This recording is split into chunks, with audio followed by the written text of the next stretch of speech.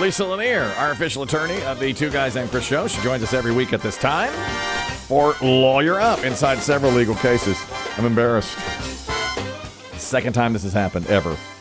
I haven't printed my document that has the docket. So I have the stories, just the headline in front of me. God, what's wrong with you? This is terrible. I'm off Diet Coke, man. I'm off all sales. I'm off Diet Coke. I don't have it. Lisa's going to have to do all the heavy lifting here. I think the biking's getting to you. I do too. I'm riding my bike. I think you're finally doing too much, believe it or not. You played pickleball on your toes last night? I did. I played pickleball on my toes. I can tell you my thighs are feeling it this morning. You better believe it. Lisa, did you know he's a bicyclist now? Lisa, you should feel my thighs. I'm sorry. Oh. I'm sorry. Oh, okay. If you thought you couldn't like him any less. I didn't know you were cycling. I'm cycling. Yes. Fully on your own power. No electric. I'm going off. Yep. I'm going. Oh, yeah. Okay. Listen, next time you're in, we should have you in soon. I was thinking that the other day for an Ask the Lawyer segment. It's always good to see you. Come in and I'll let you feel my thighs and you tell me if I'm cycling. Okay. All right? Okay. All right. Okay. She is a lawyer, you know. Yeah. Well, yeah, that's true. She can't sue you. What do you think of this? I don't know if there's a legal aspect of this or not, and this is not on the docket, but yesterday we talked a lot about this woman. I don't know if you've seen her. After the New York Knicks parade, she just decided she wanted a trash can that cost about $75 that was on the street, painted in Knicks colors, dumped the garbage out of it, and then took the trash can home. She got fired from her job with J.P. Morgan Chase. Yeah. Mm-hmm. It was like an over $200,000 a year job. And I don't know why, oddly, I was defending her for no real reason. Everybody else was like, who cares? Fire her. You know, she acted like an idiot. Does she have any recourse to try to get her job back? Or I mean, to me, it was like the punishment didn't quite fit the crime. Have you seen this, Lisa? I did see that, yeah. And I mean, I think they just thought she was behaving in a way that embarrassed them by their, association with her. Mm-hmm. And they can do that, yeah. And you can be fired for, things that you do that, sort of cast a bad light on you and then, by association your company. Yeah, there's nothing she can do. I knew it. I don't know why. I just felt like, should you lose your job for that one thing? It depends on what kind of employee. It's so blatant when you see the video, though. I mean, she's just dumping this mound of trash out. Lisa, you're a high-powered businesswoman. If she's a good employee, would you fire her? Heck no. No. Yeah. I agree. I wouldn't either. Would you tell her this was probably a bad look but keep her? Yeah. Don't do that again. Yeah. When the Yankees win the World Series, don't do that with a pinstripe trash can. Well, it wasn't. It was after the parade. Yes, that's right. It wasn't even like a caught up in the moment. See, that's thing. why I thought it was a caught up in the moment. Like they were already burning buses after they won Game 5. No, it was after the parade. So they had several days to digest the victory and all that kind of stuff. I'm kind of biased, though, on that question. I think I'm disqualified. I might have, like, a Carolina Hurricanes, well, okay. Well, thank God there were no cameras nearby. Jeez. Thank God. Man, Lisa. I think that's Lisa Lanier stealing a trash can. Is she the heavyweight? She is. Yeah, she just dumped trash. If you squeal, I'll cut your tongue out. Put your camera away. Shove your camera where the sun don't shine. Aren't you the official attorney of the Two Guys? Yes. Yeah. Yes, I am. Take that. Shove it. Okay, now I do not have the stories in front of me. I do have the headline. One is, now this was interesting. We discussed it yesterday briefly. 84-year-old man going to a Waffle House. As he's walking into a Waffle House, they have a poster in the window advertising their strawberry waffle, which Red Rachel says looks delicious. He is so transfixed by the look of the waffle. He steps on the curb wrong. He says the curb is too high. He falls. He does damage to his shoulder, and now he's got injuries. He's suing Waffle House to the tune of $300,000 because they put corporate profits and advertising above customer safety. Who would do that? Well, I would. Waffle House said, come on. A spokesperson said, get out of here, old man. Lisa, any chance he can win this? He has a chance because Florida is a modified comparative fault jurisdiction, which means his fault doesn't completely bar him necessarily from liability. He has to show that the defendant is at least 51% at fault. Mm-hmm.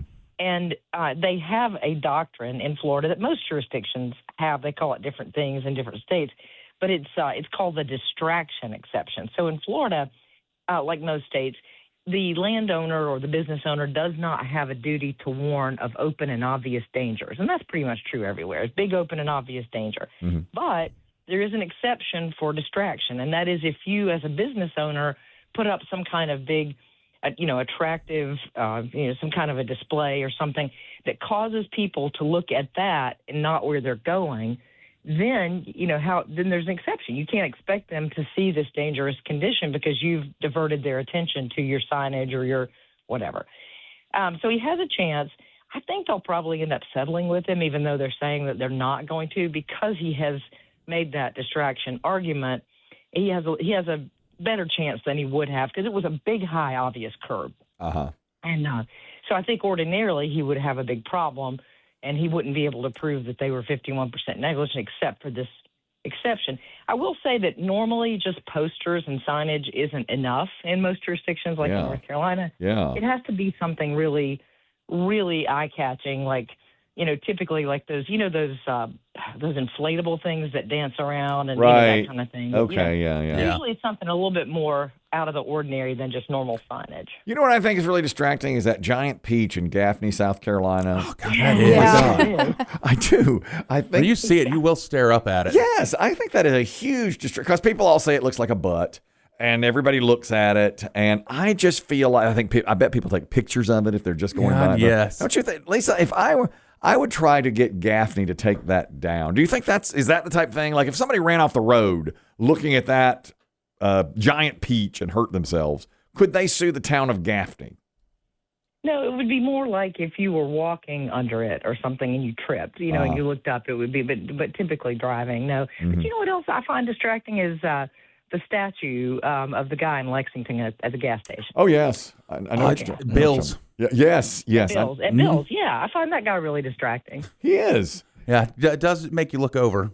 100%. Yeah. That's my guy, though. I always got to stop and eat there. Tell me that he looks like he's peeing. Yes, He does. Yes, Yeah. it looks like he's peeing, but it draws Rachel in. She stops and eats. It's so good. Yeah. It's good gas station food.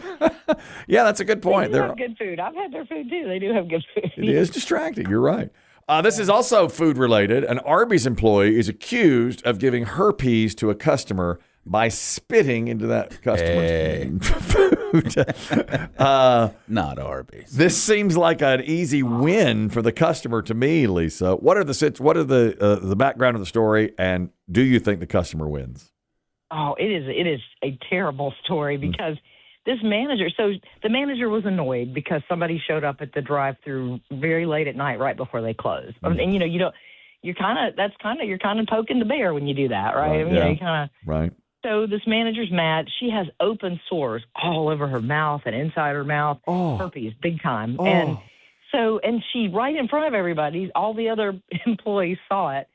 She's working the meat slicer thing, and she just puts a big old blob of spit in that sandwich. Oh. And it's actually pretty scientifically difficult to contract herpes from someone's saliva, except in a situation exactly like this. It was like the perfect storm where open sores, very fresh saliva, and the woman ate the sandwich as she drove off. So it was super fresh. Oh, my God.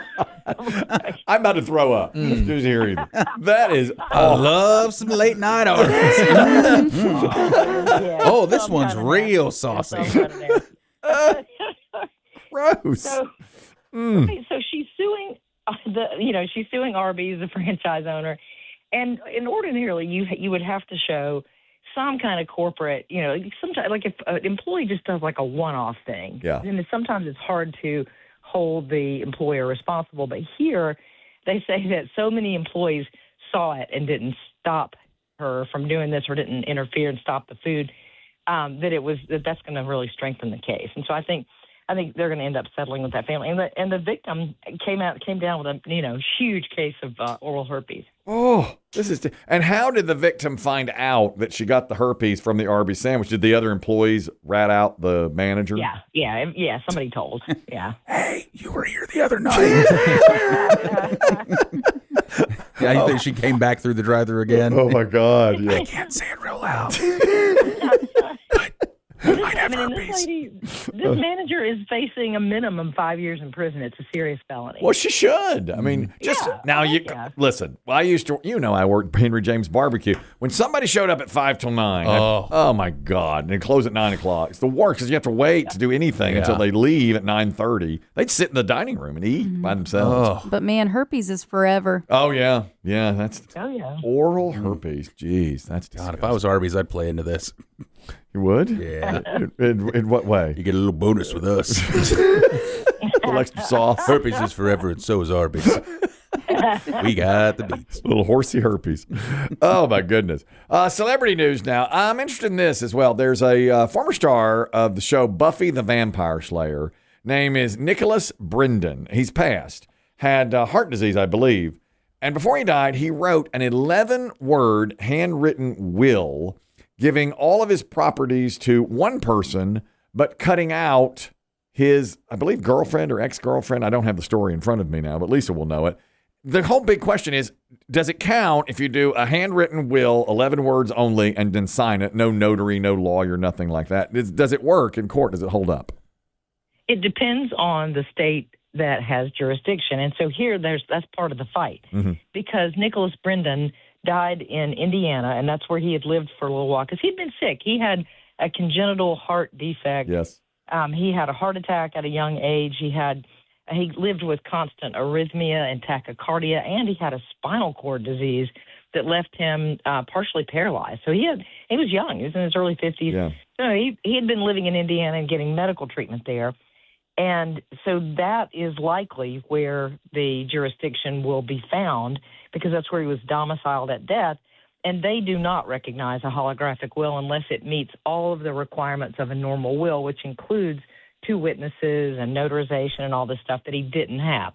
But his twin brother that he left everything to is arguing that he owned property in California and that's where the jurisdiction should lie. And he has filed for probate in California. So now it's a battle, because if it is found to be California, they do recognize a handwritten will in California, and it doesn't have to be witnessed. It just has to be signed. So this would potentially be upheld in California if it is authenticated as his handwriting. So that's what it's going to come down to. But sad news for the twin. It's probably going to be Indiana. You think so? Yeah. You think this twin loses out. And the girl, so what happens then? Ex-girlfriend cut her out. Ex-girlfriend cut her out. Yeah. Yeah. He explicitly said Sarah gets nothing. That's right. That's like 3 of the 11 words were Sarah gets nothing. Yeah. I mean, it was literally, it said, my will, period. Sarah gets nothing. And Kells gets everything. Kells, that's his twin brother. Boy, if I were the twin brother, I would fight like crazy to get that, to make sure that's legal. But who does it go to otherwise? Was she, did he have a previous will? Or, I mean, who's going to get it? No, he didn't have a previous will, so it would follow what's called intestate succession, which it goes to the family. And so it would still end up probably, if he doesn't have a spouse, and I don't know if he has kids. Typically, if you have kids, it would go to the kids in trust, but I don't think he did. So it would probably end up going to the brother anyway. Yeah. To not cause a big fight, would you try to break off a little something for her just to... Oh, for Sarah? Yeah, just to be done with it so it doesn't become a big deal. Sarah must have done something wrong. She wouldn't be a taker. I mean, she wouldn't be a taker anywhere. I mean, because she's not married to him. Oh, I see. Yeah, right. Yeah. But is there any way, I guess it goes through the courts no matter what, because let's say he just said, I want my brother to have everything. That wouldn't count in Indiana no matter what. He just can't, Correct. Yeah, no, it does not count in Indiana. Too bad for him. I really feel bad for the twin brother. There is a judge. The downside, depending on the amount of his estate, the downside to intestate succession is it can be subject to a lot higher taxes, which is probably why the brother is trying to get it in California as a will. Oh, yeah. Well, that makes perfect sense.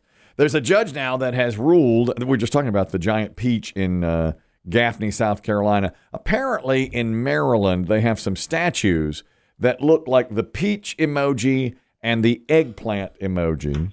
And did people complain about this, Lisa? Because they're sexual. But the judge ruled. People didn't really complain. The public loves these things. There was a huge backlash against the people that didn't like it. Were the Historical Preservation Committee, who thought they were unsightly and had sexual innuendo. But all the folks, like the the real people, of the town Liked it. love these things. Everybody takes their picture with it. Everybody's like, rubbing them and, doing all this fun stuff. And they put out all these huge petitions to stop the Historic Preservation Society, and they won. They won, so they get to keep the peach and the eggplant. Their emojis get to stay. Yes. What have we become? We're rubbing on eggplants out there. We love it. Oh, get my picture. They love them. The people love them. I'd be the old historical guy. We go, we got to get rid of it. This is ridiculous. It'd be great if you're interviewed while all this is going on behind you. I'm making a mockery of our city. This is behind you, yeah. Why do you think they lost? Was it just one judge's decision? It was really a technicality. So they lost in federal court because what the judge said is that there's really no authority for the Historic Preservation Commission to do this. They were really just trying to do something that was out of bounds. They just don't, and if there were laws adopted that gave them that power, then it would be a different outcome. But they just didn't have that power. All right. Well, when I saw it, I was disappointed. I wanted them to lose. I did. I wanted the peach and the eggplant to go. I want it gone. I did. You know how I do. Oh, yeah. Listen, there's one more story, and warning, this comes from outside the United States. Okay. Lisa is on record. She does not love international law, but I was really surprised with this. I wonder what would happen in the United States. There was a volunteer who's very environmentally friendly and wanted to clean up a polluted river in England. He did so. He got a ton of trash out of the river and everything, and for his trouble, the town said to him, you didn't have a permit, so here's your fine for cleaning up the river. Does that happen in the U.S.? Do you need some sort of permit to do good? You do. Mm-hmm. And I'm going to have to tell you a funny story. You guys have maligned me so much about my lack of knowledge of international law. Yep. And how I did not behave myself in international law in law school. So I was just the other day, my buddy who's a plumber came by because I had a leaky faucet, and we were talking about some current event thing or something, and it involved international law. And he was like, but wait a minute, you don't know anything about it. Oh, I'm sorry. Why am I asking you? Oh, no. That's my fault, Lisa. I apologize. Oh, my gosh. I apologize. No, but here, what's interesting is that basically this is the UK version of the EPA, the Environment Agency, and they have not prosecuted these polluters who have just trashed this river, but then they're threatening to go after this guy who tried to clean it up, which is just silly. But what they're saying is that they did some dredging and that his activity could impact flooding, it could impact animal habitats, and he disturbed flora without, when you get you have to get a permit to do this, and you are educated about plants that are invasive that need to go or plants that are important to stay, and little habitats for little woodland animals and things like that. It just seems to me they would warn him and say, hey, man, next time get a permit, but thanks for helping us clean the river that we're not prosecuting the polluters for. Doesn't that make sense? But and they haven't prosecuted him yet. They're just threatening him, so maybe they will. One time years ago, our former boss was a big environmentalist, and we cleaned out a river. It was part of it was called the Big Sweep, and they may still do it every year. I was punished and made to do this because he caught me littering. I noticed he said a long, long time ago. Yeah. And I've only been once, and it does still happen. But did we get a permit for that? I thought we just went down to Buffalo Creek and cleaned it out.